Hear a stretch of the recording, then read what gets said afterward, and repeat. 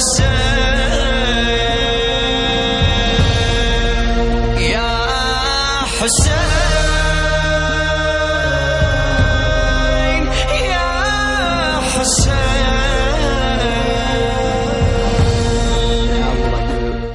the first session by a fall after Maulana Shamshad's speech on unity and Imam Hussain. So please recite aloud salawat. Assalamu alaikum. A'udhu billahi minash shaitanir rajim. Bismillahir rahmanir rahim. I praise Allah subhanahu wa ta'ala for helping put this program together for the first time with the name of Imam Hussain alayhi salam, the beacon of unity, and the participation of our esteemed scholars in this program and brothers and sisters who have come to bridge and to foster brotherhood in the name of Ahlul Bayt alayhimus salam. May Allah bless these efforts so that this effort will grow and this path will find more and more followers, and the result and outcome of this would be the pleasure of Allah subhanahu wa ta'ala and the safeguarding of interests of Islam all over the world. I particularly thank the speakers who have shared their knowledge with us, and I would like to just share with you the importance of Imam Hussain alayhi salam's dhikr and his name in reviving the spirit of Islam among Muslims around the world. Imam Hussain alayhi salatu wasalam made a very clear decision in his time to empower the Muslims to take their future in their own hands. He empowered the Muslims to take their own destiny in their hands.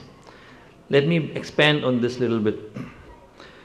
There were thoughts and ideas spread by the Bani Umayyah among Muslims that wanted the Muslims to become apathetic.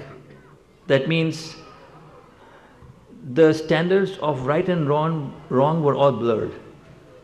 The Bani Umayyah made the people think that as long as you verbally say that I am a Muslim, as long as you verbally declare that I believe in God and Prophet, it does not matter what you do after that.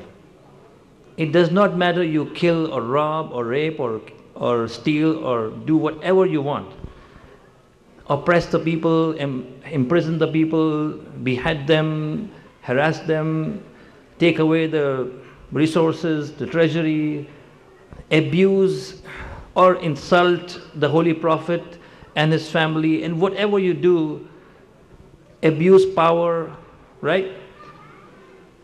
This fikr and this thinking, in addition to the thinking of jabr that made the Muslims basically lay down their weapons and lay down their ikhtiyar in the face of oppression, basically to tell the people that everything is the work of God.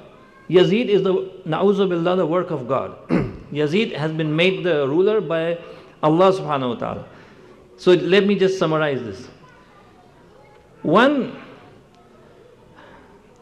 virus they had planted in the minds of people was that they said, it does not matter what you do, all that matters is that what you claim to do.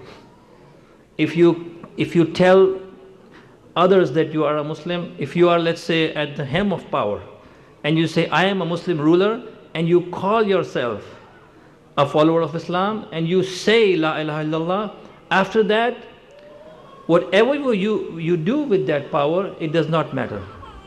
The second thing was the thought that said everything is predestined by Allah subhanahu wa ta'ala. And human beings have no choice. Human beings, they don't choose their ruler. Actually, Allah chooses the ruler. That means Allah subhanahu wa ta'ala puts anyone in power. The result of that actually was that, as you know, that Allah subhanahu wa ta'ala does not forcibly make a person a ruler. It is in the end people who either make a right choice or a wrong choice.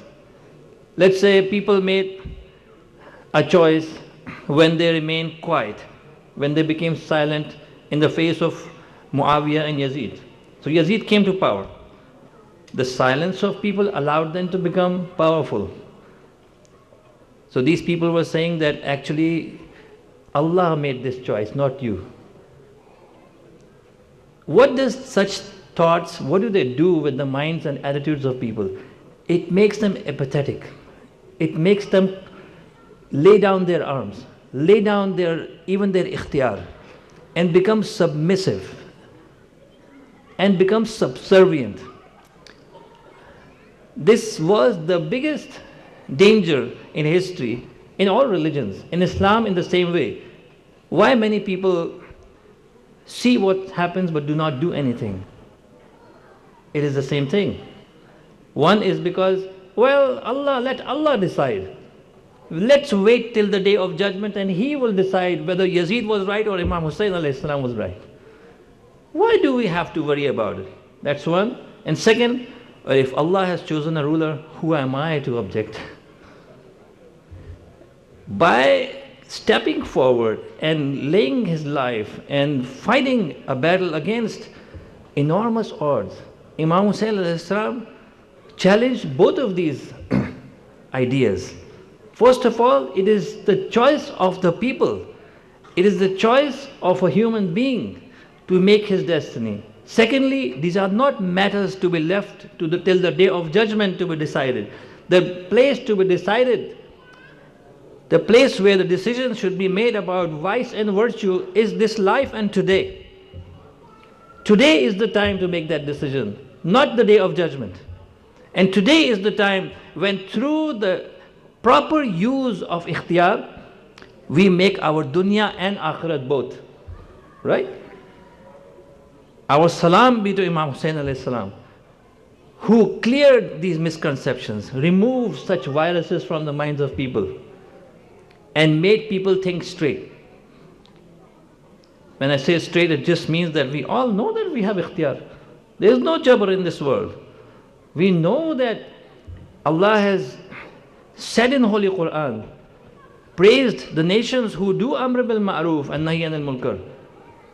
And He does not praise those people who remain quiet, right? And let sins continue and flourish, and let oppression and injustice spread in the society, and watch as silent spectators. Quran does not accept such an idea. It does not. That is the role of the Holy Prophet. He did not become silent waiting. That's why he challenged when he was just alone with a couple of people in Makkah. He did not accept this idea. If he had accepted the idea of Jabr, if he had accepted the idea that, well, anyone can make a... The Quran condemns munafiqeen who were verbally saying that we are Muslims. They were verbally saying we believe in God. They even tried to make a masjid. The Holy Prophet sent people to destroy that masjid that was made and was called Masjid Zirar, because, well, what were they doing? They were also doing prayers. But it was becoming a den, right, of deceit against Muslims and Islam. And that was the seerah of all the awliya of Allah, all the prophets in the past. This is one of the lessons we can learn, because it can only promote our own intelligence as human beings. It can make us use our minds better. It can make us, get closer as human beings. Before we get closer as Muslims, get closer as human beings, because it is the most rational way to look at this life. And Allah subhanahu wa ta'ala has made us intellectual beings. And that should be credited, that should be used, and that should be in our interest, in the interest of us in this dunya and in akhirat. I thank you all once again and the scholars in this first session. And we look forward to the second one. Let us offer our Salatul Asr. Let us say our salam to Imam Sayyid al-Shuhada together. Allahumma salli ala Muhammadin wa ali Muhammad. Assalamu alayka ya Aba Abdullah wa ala al-arwah allati hallat bifna'ik. Alayka minna jami'an salamullahi abadan ma baqina wa baqiya al-layl wal-nahar ولا جعله الله آخر العهد منا لزيارتكم. السلام على الحسين وعلى علي بن الحسين وعلى أولاد الحسين وعلى أصحاب الحسين الذين بذلوا مهجهم دون الحسين عليه السلام.